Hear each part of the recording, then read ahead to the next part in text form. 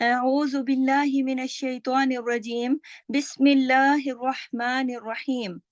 मौदूद के टॉपिक में अ, हम आज हमारा लेसन नंबर 6 है। लेसन नंबर 6 है आज हमारा। असल में हम बुनियादी तौर पर मौदूद के बारे में पढ़ रहे थे कि बुनियादी तौर पर मद की 2 अक़साम हैं। मौदूद की 2 अक़साम हैं। कौन-सी? मद्दे असली और मद्दे फ़रई, जो हमने पिछले लेसन में पढ़ा। फिर हमने पिछले लेसन में ये भी पढ़ा कि मद्दे असली की 2 अक़साम हैं। कौन-कौन सी? नंबर 1 मद्दे सिला सुग़रा और नंबर 2 मद्दे इवद। हमने लेसन नंबर 5 में कल जो हमारा पिछला लेसन था उसमें हमने पहली जो किस्म है मद्दे सिला सुग़रा उसके बारे में पढ़ा। आज हम मद्दे असली की दूसरी जो किस्म है मद्दे इवद उसके बारे में पढ़ेंगे। तो आज का हमारा जो टॉपिक है उसका नाम है मद्दे इवद। ठीक है? मद्दे इवद जो है, मद्दे इवद मद्दे असली की दूसरी किस्म है। जैसे कि मैंने अभी आपको बताया ना कि मद्दे असली की 2 किस्में हैं, एक सिला सुग़रा और एक मद्दे इवद। ये 2 किस्में हैं ना? तो मद्दे इवद जो है, मद्दे असली की दूसरी किस्म है। ये मद सिर्फ वक़्फ़ की सूरत में होती है, जबकि पिछली मद मैंने आपको बताई थी वसल की इसीलिए उसका नाम सिला है। सिला सुग़रा वसल कहते हैं मिला के पढ़ने को। जब हम मिला के तिलावत कर रहे होते हैं, तो उसमें अगर जो मद हम करते हुए, पढ़ते हुए चले जाएँगे, तो उस मद को मिलाने की सूरत में सिला मद जो बनेगी उसकी मुनासबत से उसका नाम सिला है। और चूँकि छोटी मद है, सिर्फ़ 2 हरकत खींचती है, तो इस वजह से उसका नाम सुग़रा भी है। मद्दे इवद जो है, ये उसके बिल्कुल अपोज़िट है, वो उलट है उसके। वो मिला के सूरत जब पढ़ते हैं, उस सूरत में बनती है और ये मद वक़्फ़ की सूरत में बनती है। तो आप ये याद रखिए कि वसल और वक़्फ़ दोनों एक-दूसरे के अपोज़िट हैं, उलट हैं एक-दूसरे के। यानी अगर वसल करेंगे, तो इसकी दूसरी जो किस्म है सिला सुग़रा वो बनेगी और अगर वक़्फ़ करेंगे, तो मद्दे इवद बनेगी। ठीक है? ये सिर्फ़ वक़्फ़ की सूरत में बनती है। ये मद वसल की सूरत में नहीं होती, कायम ही नहीं होती। मिला के पढ़ने से ये कायम नहीं होती। मद्दे इवद की मिक़दार की लंबाई 2 हरकत है। देखिए मद्दे इवद जो है ना, वो मद्दे असली ही की किस्म है ना।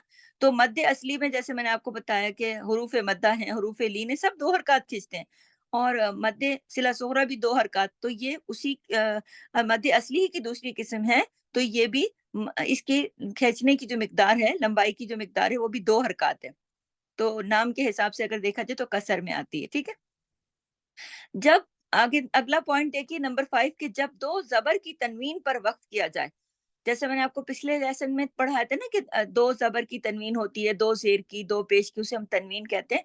तो जब 2 ज़बर की तनवीन पर वक़्फ़ किया जाए, यानी रुका जाए, तो 1 ज़बर और 1 अलिफ पढ़ा जाता है। दोनों ज़बर इकट्ठे नहीं पढ़े जाते। जब वक़्फ़ किया जाता है, तो दोनों ज़बर नहीं पढ़े जाते। दोनों ज़बर तो ऐसे पढ़ेंगे ना मिसाल के तौर पर जैसे रहीमन, एक हरकत हो गया। लेकिन अब यहाँ पर मद्दे इवद कायम हो रही है। कैसे? रहीमा, रहीमा। तो देखिए, 1 ज़बर और 1 अलिफ को पढ़ा हमने, तो हमने थोड़ा खींचा ना, कितने हरकत? 2 हरकत। रहीमन को हमने रहीमा ऐसे पढ़ा, तो ये इसको कहते हैं मद्दे इवद, जो कि आप लोग पढ़ती हैं इसी तरह से। लेकिन आप इसको समझें कि इसको हम जो पढ़ते हैं और ये जो मद हम कायम करते हैं, इसका नाम क्या है? इसका नाम है मद्दे इवद। जब हम रहीमन की 2 ज़बरों को, 2 ज़बर की तनवीन को 1 ज़बर और 1 अलिफ तक पढ़ते हैं, तो ये मद्दे इवद कायम होती है। तो वक़्फ़ पर, यानी जब हम वक़्फ़ करते हैं रहीमन या कोई भी इस तरह का हर्फ हो जिस पे 2 ज़बर की तनवीन आ रही है, वक़्फ़ करते हैं, तो 2 ज़बर को हटाकर सिर्फ़ 1 ज़बर और 1 अलिफ, यानी 2 हरकत तक पढ़ा जाएगा ना। जैसे मिसाल में मैंने कहा रहीमन, तो रहीमा इस तरह हो गया। ठीक है? अगले पॉइंट पर आइए कि मद्दे इवद जो है, वो सिर्फ 2 ज़बर की तनवीन पर होता है। मद्दे इवद, दोबारा सुन लें, इसी पॉइंट को एक्सप्लेन कर रही हूँ कि मद्दे इवद जो है, ये वो मद है जो सिर्फ 2 ज़बर की तनवीन पर कायम होती है और किसी पर भी कायम नहीं होती। और क्या है? 2 ज़ेरें हैं, 2 पेश हैं, तो उन पर मद्दे इवद कायम नहीं होती। मद्दे इवद सिर्फ 2 ज़बर की तनवीन, जब 2 ज़बर की तनवीन आएगी, तो हम उस पर रहीमन को रहीमा कर देंगे।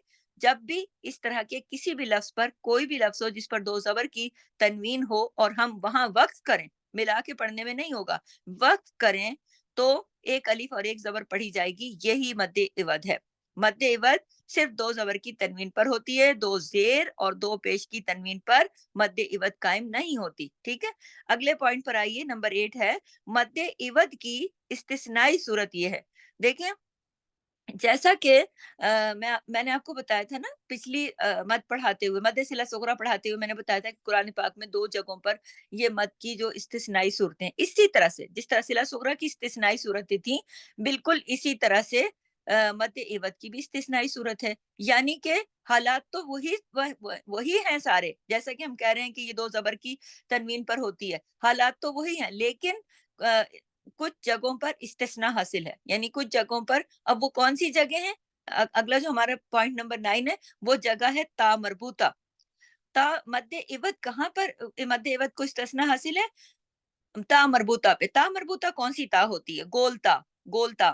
دیکھیں کہ اگر گولتا، گولتا کا نام یاد رکھیے، گولتا کا نام ہے تا مربوطہ، اگر اس پر وقف کریں گے تو گول تا جو ہے یعنی تا مربوطہ جو ہے وہ ہاں میں بدل جائے گی، ہاں میں بدل جائے گی۔ مثال کے طور پر حسنتن ایک لفظ ہے، حسنتن، جب ہم اس پہ وقف کریں گے تو یہ کیا بنے گا؟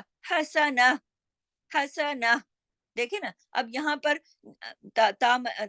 دو زبر کی تنوین ہے، لیکن اس کو اس طرح سے ہم نے، جیسے پیچھے ہم نے رحیمن کو رحیمہ کیا، تو اس طرح کے جتنے بھی الفاظ ہوں گے دو زبر والے، اس پہ تو ہم ویسے کریں گے، لیکن صرف اور صرف تا مربوطہ کے اوپر وہ والا قانون لاگو نہیں ہوگا جو کہ ہم پیچھے کر رہے تھے۔ اسی کو کہتے ہیں استثناء، کہ جو قوانین بن چکے ہیں وہ اس کو استثناء حاصل ہے، یعنی اس سے وہ ہٹ کے ہے، اس پر وہ لاگو نہیں ہوتا، وہ قانون اس پہ لاگو نہیں ہوتا۔ تو یہاں پر اس مد